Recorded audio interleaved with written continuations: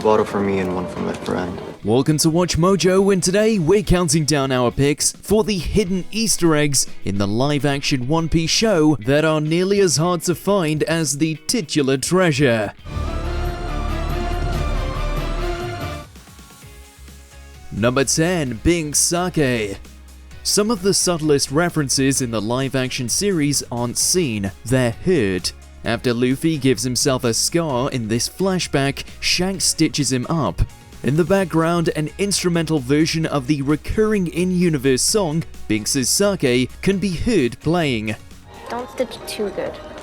I want everyone to see my scar. Scars don't make the man Luffy. There's a lesson behind the scar. This is fitting since, according to Luffy in the original series, Shanks and his crew used to sing Binks' Sake often. This is a nice bit of potential foreshadowing given the song's importance both to a future Straw Hats and possibly more if certain theories are right. It pays to keep your ears open even if you're just bones. Yo-ho-ho-ho.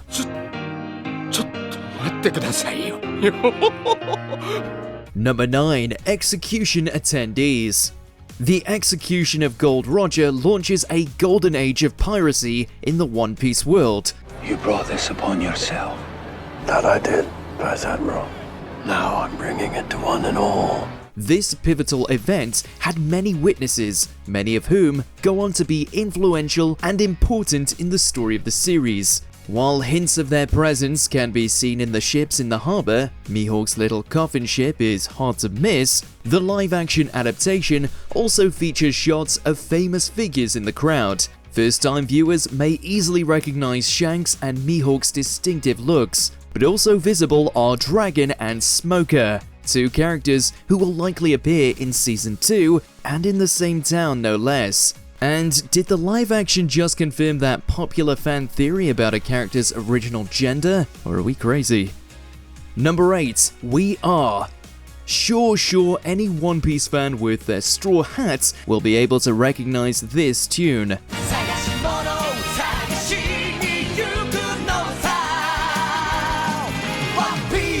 But in the event you missed it, We Are, the One Piece anime's most iconic theme song, which has been used multiple times during its decades on the air, is played in instrumental form during two pivotal scenes during Season 1. The first time is after the crew first acquires their ship, the Going Merry.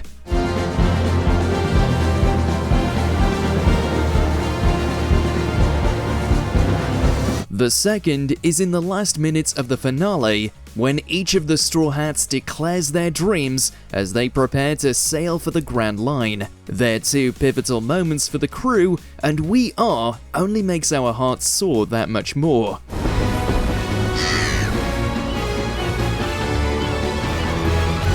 Number 7. Zoro vs. Mr. 7. One thing some fans are quick to point out is different in the Netflix series is Zoro's introduction. You may call me Mr. 7.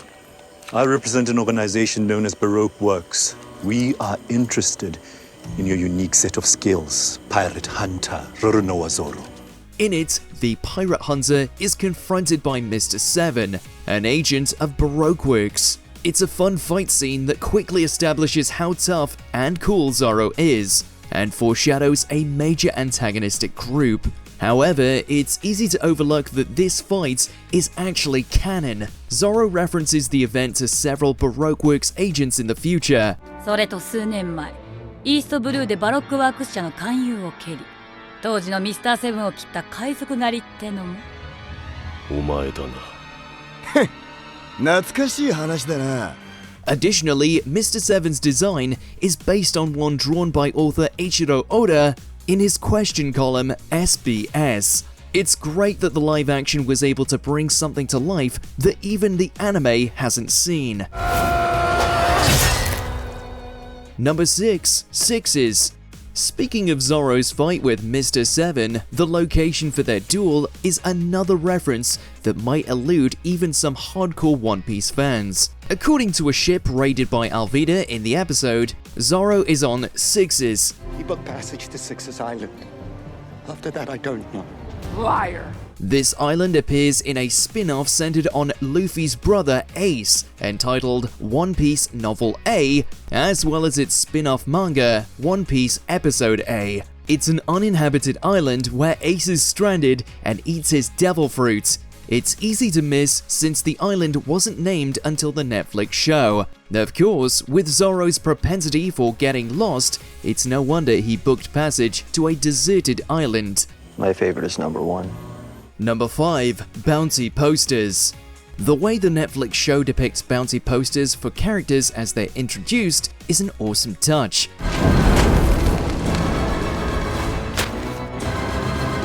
However, there are more mundane posters hiding some references to characters who appear later in the original series. When Luffy and Kobe arrive at Shellstown, they examine a wall full of bounty posters. There are way worse pirates in the Grand Line.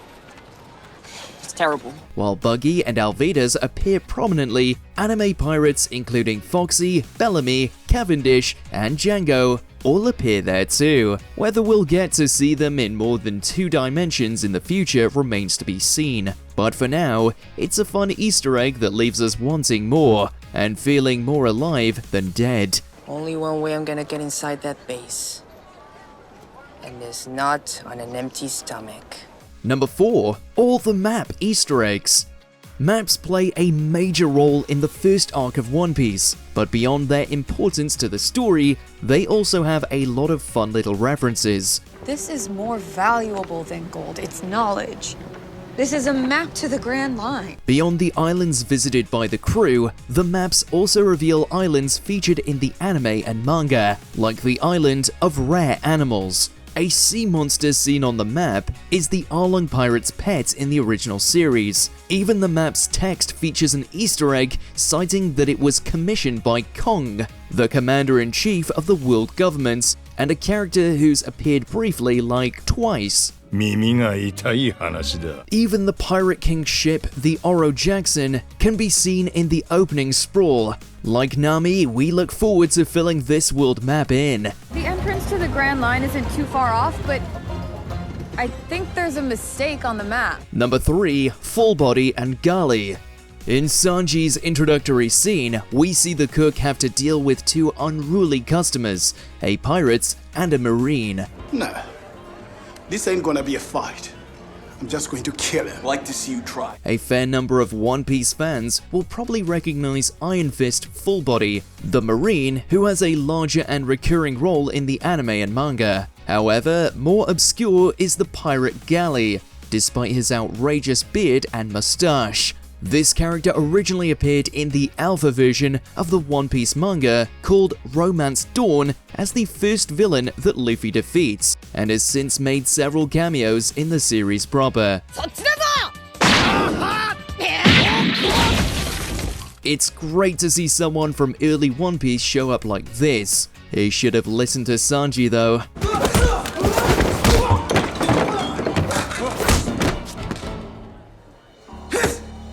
Number 2. BARATIE'S paintings. Quite possibly the best set in the live-action One Piece is that of the Baratie, the floating restaurant. The level of detail put into this is astonishing, so it's no surprise that it can be easy to miss all the references peppered throughout, as most of them are in the background. Welcome to Baratie. Paintings line the walls of Baratie, and on them are scenes depicting locations and creatures that appear throughout One Piece. These range from a squid the crew encounters in the stomach of a whale, to the Sabari archipelago, to the previously mentioned island of rare animals. It takes a keen eye and possibly some magnification to spot them all. I've got a better idea. Before we continue, be sure to subscribe to our channel and ring the bell to get notified about our latest videos. You have the option to be notified for occasional videos or all of them. If you're on your phone, make sure to go into your settings and switch on notifications. Number 1. The Revolutionary Army makes the news.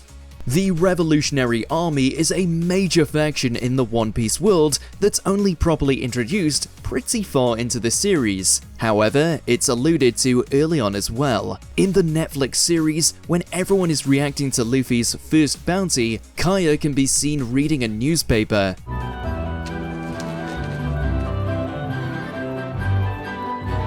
Next to Luffy's bounty is an article reading that the Revolutionary Army has taken Vera. In the original series, Nami reads this same article, though she doesn't mention the army by name. It's a blink and you'll miss it moment. Kaya's a bit distracted by seeing Usopp on Luffy's bounty poster, and it can be easy for viewers to overlook it too. There are so many characters and things referenced in the live-action One Piece that covering them all would take longer than it would Zoro finding his way around anywhere. Share your hidden treasures down in the comments below. Zoro!